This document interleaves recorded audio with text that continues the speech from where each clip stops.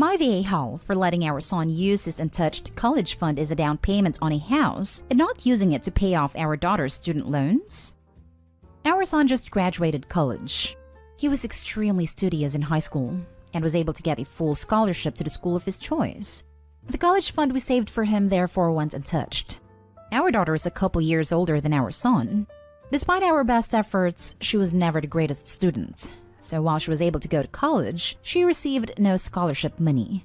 The college fund we saved for her, which actually amounted to a little more than what we saved for our son, covered about half her tuition, with loans making up the rest.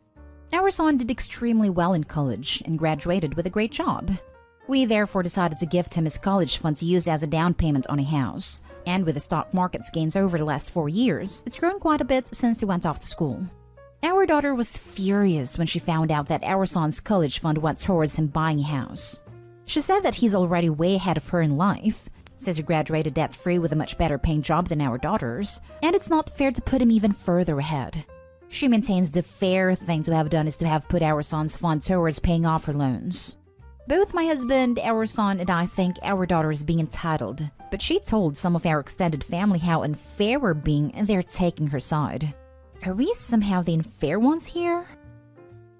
Now for the top comments. I'm inclined to say not they all. This is a classic fair versus equal issue. Fair would say that both kids graduate debt-free, so long as you have the money to do so. That is, everyone gets what they need regardless of who needs more. While equal would say that each kid gets the same amount regardless of need. Neither is wrong, and given your kids aren't owed a college fund, you're already being very generous. It's really up to you whether you choose to be fair or to be equal. You choose equal. Each kid gets their own fund, and that's completely valid. Most wills choose equal too, giving each child the same amount regardless of who needs it more. My friend's parents chose fairness, leaving their money to their social worker son rather than their daughter married to a well-paid executive. But needs changed and they left her, cleaning out their accounts. He did have to share assets eventually, but she did not get alimony, have to be married 20 years in my state, and her standard of living is now lower than her brother's. That is super crappy. I would hope the son would realize this and give half his inheritance to his sister, which would be unlikely. I would have given a disproportionate amount to my child in greater need, but not 100% versus none. I'm sure her parents would be sad/ashamed at how it worked out. Not they whole. You had the same amount of money earmarked for each kid. Your daughter isn't entitled to more because she struggled more. You were perfectly fair giving them the same amount, and they used it the way each of them needed to. Actually, they said they saved up more money in their daughter's fund. Not they whole. The goal of college funds isn't to have complete equity of outcomes. It's to provide the same resources to each child. Kids will have different scholarships or differently priced schools, and that will impact how far their funds go. Presumably, you do the same for your daughter if the situation was flipped. Now, for the next story. Am I the a-hole for rejecting my stepkid's younger siblings from my daycare? I married my husband 10 years ago. My stepkids were 4 and 5 at the time, now 14 and just turned 16. My husband's ex has despised the fact my husband and I married before her and her husband. And she has made her hatred of me/us known to my stepkids, and in turn, my stepkids have closed themselves off from me and rejected my attempts to get close to them. We've been to court, we have presented proof to the judge, taken them to therapy, but mom's hold over them is strong, and her words are taken more seriously than my husband's with the kids. I tried to be a loving, caring stepmother who didn't overstep, but my stepkids have been perfectly clear. I am nothing to them and will always be nothing to them. So I am less hyper-focused on what they think of me. For years, it kept me awake at night with worry and sadness. Now, I'm sad. Breaks my freaking heart that I love them and they don't reciprocate because of some dumb issue their mom had with me that turned to hate. But it's the cards we have been dealt with. I run a daycare. It's the cheapest daycare around because I always dreamed of giving back in some way to working families. And so I was able to make it work. It is popular, but we always do our best to take kids when needed. My husband's ex and her husband have kids together. Their youngest two are not in school, and their household was hit hard by COVID, so they tried to register their kids in my daycare. I rejected them. I did so because I did not feel like it would be healthy to have that extra layer of dealing with each other. The woman already hates me, has told me not to touch her kids. And while I run the place, I also work there. With the kids. So never interacting with her kids will not be a thing that can happen. And I am afraid she would go out of her way to try and get me shut down as some petty revenge thing.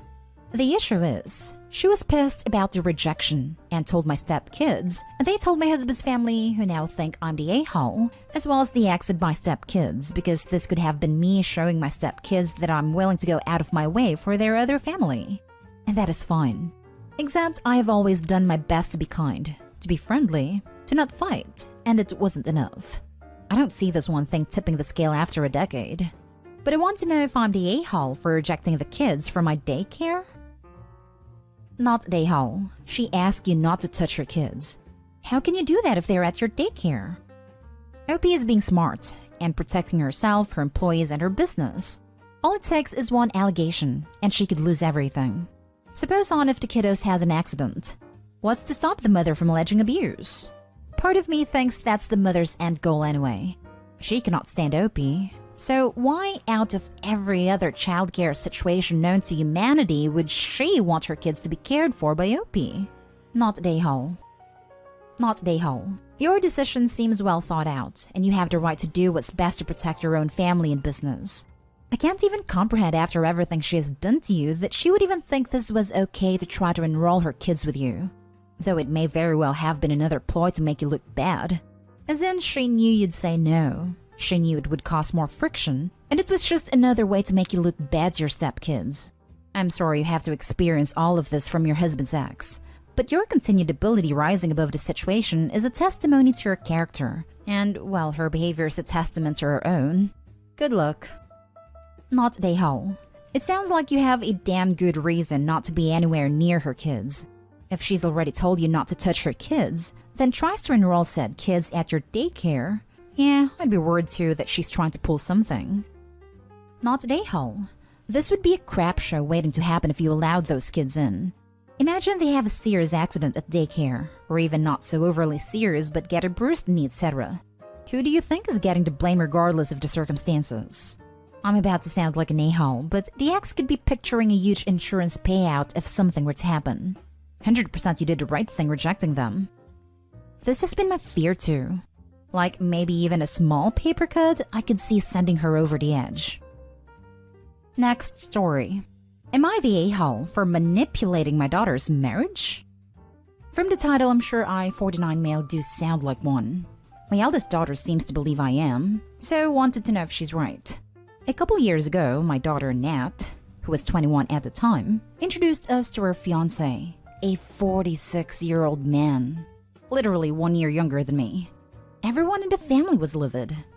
My ex-wife, and so was I, honestly. It took a lot of restraint not to lose control the first time I met him. Nat said they met at work.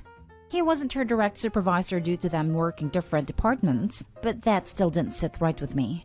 She swore up and down they're in love and they were gonna make it work.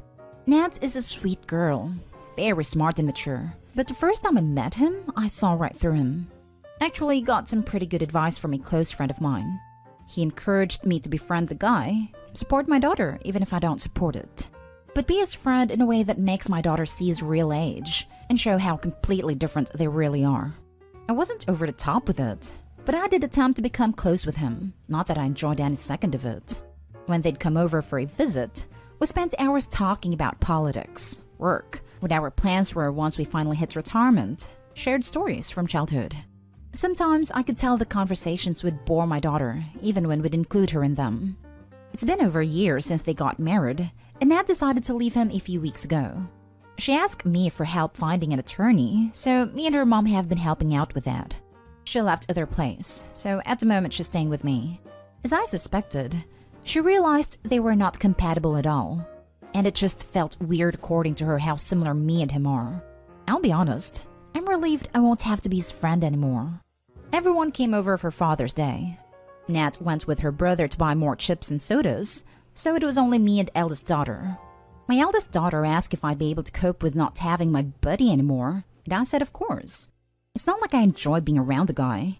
She asked what I meant, and I explained I only became friendly with him so that Nat could see more of his actual age, how different they actually are, and so that she wouldn't shut me out of her life. My daughter is taking it like I intentionally manipulated the man in order to end his marriage. She thinks now that I'm an a-hole for befriending him under false pretenses, just to get Nat to leave him, and it's basically my fault they're divorcing. I'm not sure how it would be my fault. Nat said herself she saw how completely incompatible they were. But she does seem to think I was one for being part of why she left him. Honestly, I'm lost here. Am I the a-hole? Added to clarify, this conversation was with my other daughter, not with Nat. Now for the comments. Not the a-hole. You did good. Clearly, you were right about him. If you didn't expedite the process, she would have only realized it 3 to 5 years from now. She's upset because you were right and she was wrong. Sadly, this is the correct answer, only because it sucks she got taken advantage of to begin with. Not the a-hole. You were being polite and cordial, even if you meant to kill him with kindness and expose him, because that's just who he is. A 46-year-old man, her father's peer, not her own. There was no deceit or malice in your actions, only concern and support for your daughter and her husband, even if you didn't approve. I hope she can recover and be well from the divorce, and ends up happy as both an individual person and in any future relationships. If the fiancé had been a rage but unlikable for some reason, the same approach would have been a good one as well. 21 is still young enough to be in rebel mode. Not giving the daughter something to rebel against and not making staying with him feel necessary to save face was a good decision. Not the a-hole. Your only mistake was not taking this little bit of showmanship to the grave. Her marriage didn't end because of you. It ended because she realized, with a bit of indirect help, that this relationship was not what she wanted. For real, why did he have to tell his daughter about that? What was Opie thinking? It's not something you brag about. After all, the marriage ended already. You're the a-hole for giving the plot away. My eldest daughter asked if I'd be able to cope with not having my buddy anymore. No, it made my daughter unhappy. There was no reason to monologue like a Bond villain. Now for the last story. Am I the a-hole for making my husband fish out our son's dirty diaper from the water? Hello.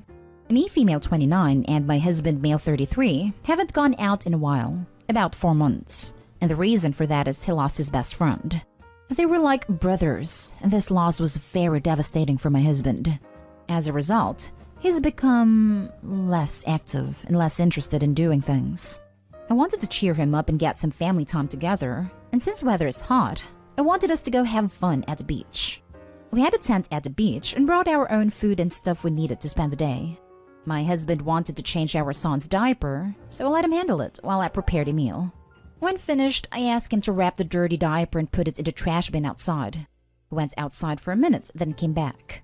I then went outside the tent and saw a teenager telling me my husband just tossed our son's dirty diaper in the water. I was shocked. I confronted him and asked why he didn't dispose the diaper in the trash bin. He said he couldn't find it after looking, and decided to toss the diaper into the water because he was too tired to walk further. I said it was unhygienic and disgusting to throw it into the water where people are swimming. His defense was that the waves were going to carry it away. I got so mad at him and told him to quickly fish it out the water because this was disgusting and disrespectful to nature and the people on the beach. He said he could barely see it, so no one would notice. I said someone could have got this on video and posted it, making us look horrible. I pressured him to go after he wanted me to go. He went and was able to get it out, then threw a fit saying I made him go into the water knowing he wasn't prepared, and that it wasn't an emergency, it was just a diaper and people pee in the sea, so what is the difference? He said I knew how much he's been struggling in the past months, and wanted to enjoy a day out on the beach, but I treated him like a child and forced him to make a huge amount of effort to get the diaper out. He remained upset the rest of the day, claiming I exaggerated with how pushy I was. So, did I really ruin the day out for him by making him do that? Not the a-hole. That was lazy and disgusting of him, and he acted like a toddler. If he can't be asked to be an adult, he doesn't need to go on vacations. I understand his feeling down, but that's not an excuse. Also, the husband was confused why I can't throw pee into water. Almost all single-use diapers are not biodegradable and include a variety of plastic-based ingredients. But I treated him like a child and forced him to make a huge amount of effort to get the diaper out. You treated him like a child because he behaved like a child. The huge amount of effort, lol, was a consequence of his own actions. Piggybacking because I think you summed it up nicely. Husband acted like a child, belittling a used diaper into the water out of sheer laziness. Hope he's not the a-hole. Anyone who chooses to litter is the a-hole. Especially when that litter contains human waste. Especially when that litter is a diaper, which are known for being particularly damaging to the environment as they do not break down quickly or easily. A disposable diaper can take 500 years to break down. People pee in the sea, so what is the difference? Urine dissipates very quickly in seawater and is mostly made up of water. People can still step in a pile of baby poop, and a disposable diaper is made out of materials that take years to break down. And the earth is not a trash can. Not a hole. Grieving is no excuse to not use a trash can.